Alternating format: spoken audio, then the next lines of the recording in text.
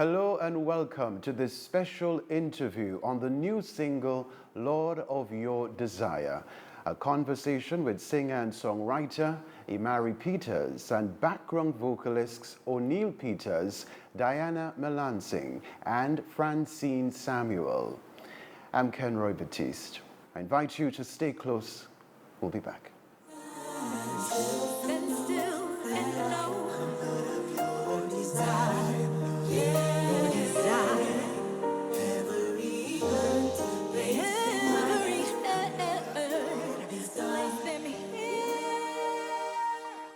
You're watching a special interview on the new single, Lord of Your Desire, a conversation with singer and songwriter Imari Peters, good to see you, and background vocalists Francine Samuel, Diana Melancing, and O'Neill Peters. Ladies and gents, welcome once more. Thank you. So, who is Imari Peters? I am someone who desires to live for God. I am a mother of two. I am a wife to O'Neill Peters. I grew up in Subi, St. Andrews. I'm a Seventh-day Adventist. I am an active member in church, and I basically just want to, as I said before, live my life for Christ. Yes. So I understand your connection with O'Neill Peters. He's your husband. Yes. So that's understood. Help me to understand the history relative to the ladies before us. So here we have Francine Samuel. She is one of my friends. Her desire also is to be used by God. That's why she is one of my backups. We're basically of the same sentiment. We have Diana Melancing, right? I've known her for... Since I was 13. Yes, a lot of years, right? We've been friends for a lot of years. Mm-hmm. And over here we have my husband, O'Neill Peters. Oh, husband of 15 years. Yeah. Husband of 15 years. Yes. Oh, that's nice. Yeah. What inspired the new single, Lord of Your Desire? I was going through something back then, and I would have penned Lord of Your Desire. It's been placed away for a while, and a couple of years ago, God brought it to the forefront. And then I would say I was going through something else. My journey with my relationship with God was we were getting closer and closer, and he brought that song back. And he added, I should say, to the song. And that is what inspired the song. It was just God speaking to my heart and letting me know that he is the Lord of every desire that I have and every desire that anyone else have. So. Right. I want you to unpack the title, Lord of Your Desire. What does it truly mean? I would say it's an invitation, right? It's an invitation to love. It's an invitation for you to have a relationship with God. It's like a husband telling a wife, oh, I love you, and all I want to do is take care of you. Or someone who's courting, and you're putting your best foot forward, and you're saying, this is who I am, and I just want to take care of you if you give me the opportunity. And it's God saying that there are so many things that happens in life. You have financial difficulties, you have marital problems, you have relationship problems with your family members. Some people are depressed. There are so many issues that's going around. And this is just an invitation to every hearer, to the one person who loves them most of all in this world. And that one person is God. Right, so I want to chat with your background vocalists for the time being. All of you, of course, let's start with Francine, I want to understand your process because for this particular new single, you played a role, you sing alto, and I also understand you sing soprano. So I want to understand your process relative to being part of this project, Lord of Your Desire. I think overall it was an interesting journey for me. It helped me to, what should I say? It helped to reignite my passion, I guess, for singing. For a while, I wasn't singing too much. I think particularly because I had recently given birth at the time, and you know how it is with postpartum for mothers out there. And so I just figured, I wasn't, as they say, feeling myself for a little while. And so, I just, singing was kind of the last thing on my mind, to be quite honest. But when Amari called me to feature on it in the form of soprano, well, initially it was alto, but it ended up being soprano. I leapt to the opportunity because I figured, maybe this might help me through my process or journey that I was going through at the time. And overall, it was enjoyable. We had moments where we laughed and it was really an enjoyable time to come together with other singers and help Amari's vision to become a reality. And, I was thrilled to be a part of it. I enjoyed myself, I would say. Yes. And before we move on to Diana, when I called Francine, I told her, that she was one of the persons that God put on my mind to call to be one of my backups. And if she would answer the invitation to ministry with me, and she was like, well, if that's what God wants, then yes. Because I think she too was talking to God about being used by him at that point in time, if you remember. Yes, I did tell you that. Yeah. Right. Diana, what spoke to your soul about this project? That's a very nice question. I've known him married for a while, from the time I was 13, I would say.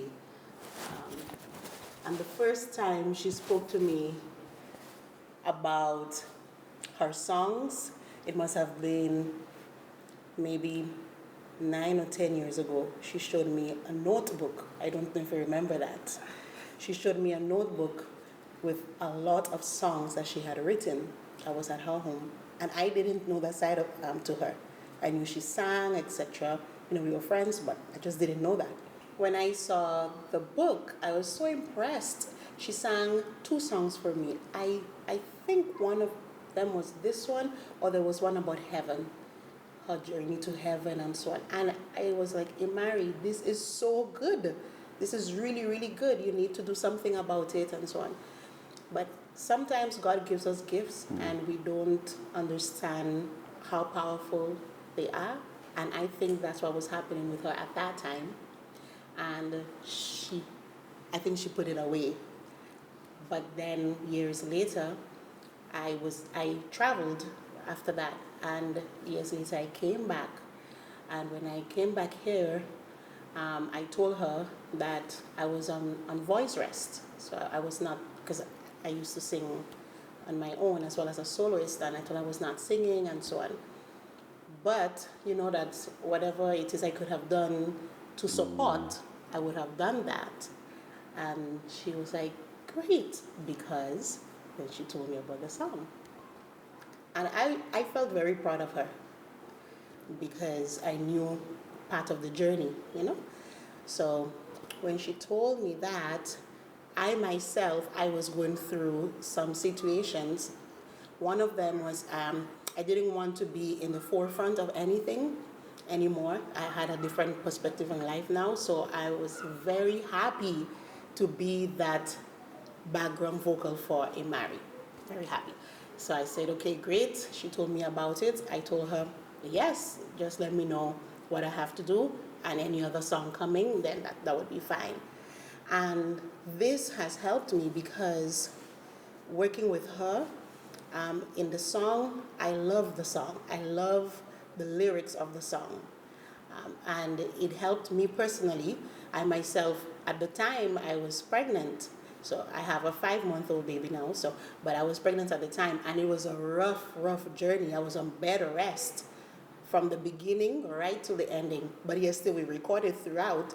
So it was really, it's the song was just, it was in perfect timing to our own personal lives and what we were doing, Lord of Your Desire. And I would be singing the song at home and so on, and everyone at home knows the song already because they're hearing the song all the time.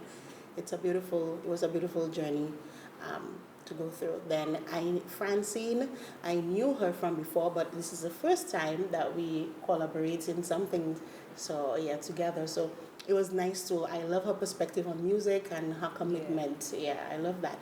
And for O'Neill, I know O'Neill from childhood as well. So, and we've been singing for a long time. So it just brought back memories to work along with him again. And we were encouraging each other. Sometimes I tell him, O'Neill, sing louder, sing this, but nice banter between us. So it was a beautiful experience, and I'm happy to be part of it. It spoke to my soul in a way that I never thought it could have, to bring back memories and just, strengthen my spiritual life with God too.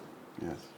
And also for Diana, I must say that when she came back, one of the things I would have been like, girl, God sent you back in the correct time. I'm like, He sent you back just for me. You see how much God loves me? I'm sorry. O'Neill, you are Imari's husband, but no doubt you would have had your own experience, unique experience along the journey relative to this project. What can you tell us about that? Well, I'm happy that the ladies went before me. I think their story has much more bearing than I did. They are both mothers. For me, it was not as traumatic as the young ladies, but being the husband of Imari, it was just a matter of supporting her along the way. Being in the house with her day and night, hearing the recital of the song, and as a matter of fact, these young ladies probably heard the song long before I did. They knew about the song. I only knew about the song probably when she started thinking about actually recording it. And so she came out and she started singing this song, and what do I think and whatnot. And I would have helped, put together different parts of the song. But these two young ladies, these are the geniuses in terms of the harmony, the structure of the song. We came together and they put all the tenor parts, the alto parts. Imari had the overall structure, but they put that added juice, that sauce, that special something. And I basically was just tagging along. So whatever they told me to do, whatever they told me to sing, I did it. So for me, it was an easy journey, but a little painful one because I am working with perfectionists. They will not stop until they get this part right. And so I'm at a point where I'm like, yeah, I think we're good. And they're like, no, we're not good. So, it was always, we have to do it again, we have to do it again, we have to do it again. And it was just a process of patience for me. And I developed that sense of patience, understanding women to a different, aspect of women. I don't understand that women are very unique and they're very detailed and meticulous in a lot of things. And it helped me understand not just my wife, but 3 ladies at that one point in time. So this was the incredible part of the journey for me, walking along with three ladies, 3 women in this project.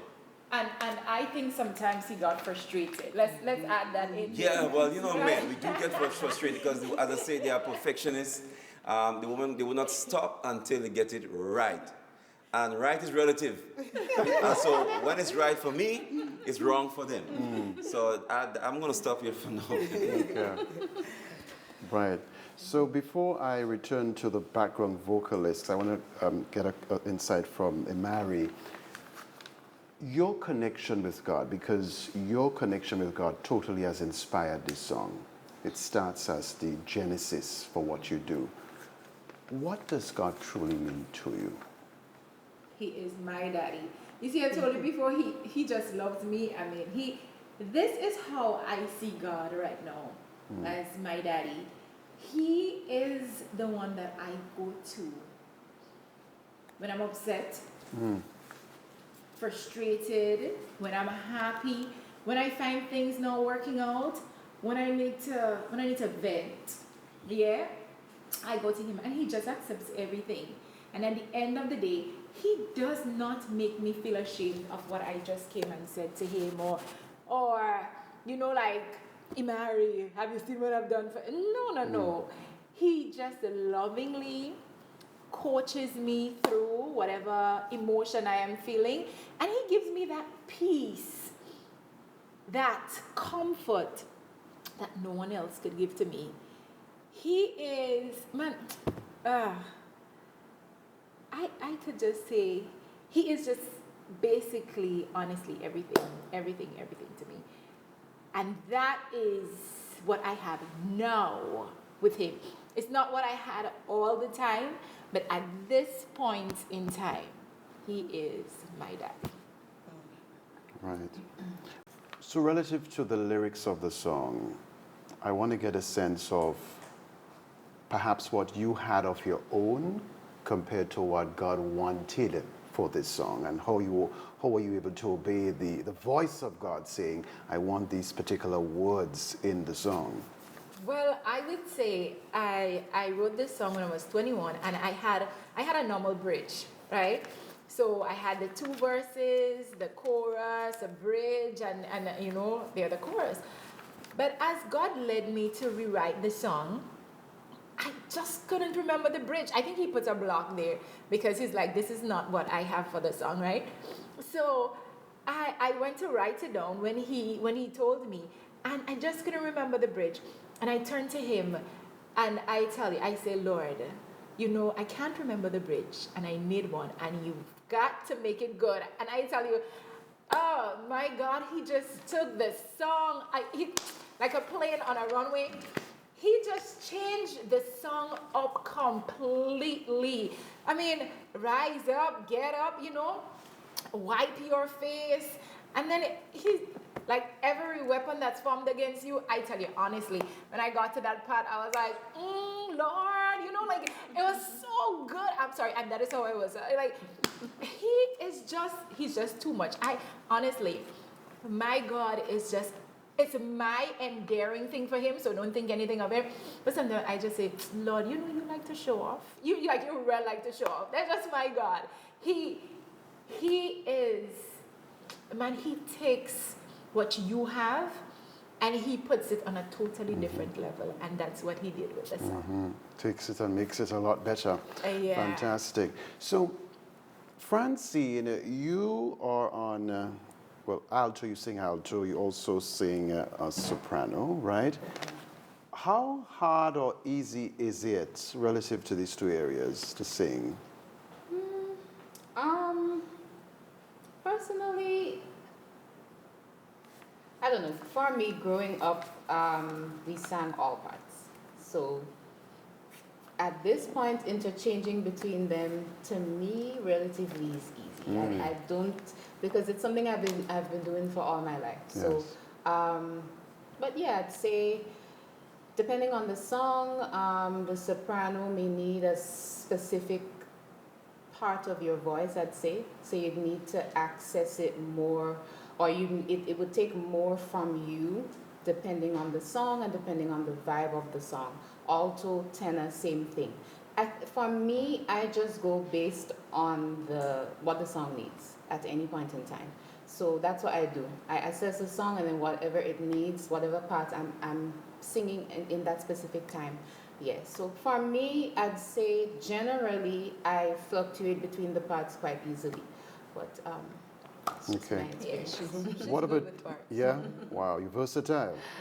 Okay. Yes. What about you, Diana, tenor and alto? Tell me a bit about that and how you're able to navigate. Practically the same with Francine. So I grew up in a singing family on both sides of my family. They all sing and are musicians as well. So at home we had family worship, and that's where everything's cemented, because you're hearing every part. So your ears just tune to that, and sometimes if we're having, if we're singing, my dad will be, sing alto or sing soprano, so just, so that we get used to it. So I thank them for that, because today, like Francine said, it's easy to just navigate through parts. I'm not a very good soprano, but I can sing the soprano. I know the notes and so on. So every part I know it. So I'm just happy to be able to be gifted that. It's really a gift to be able to hear all harmonies. So yeah.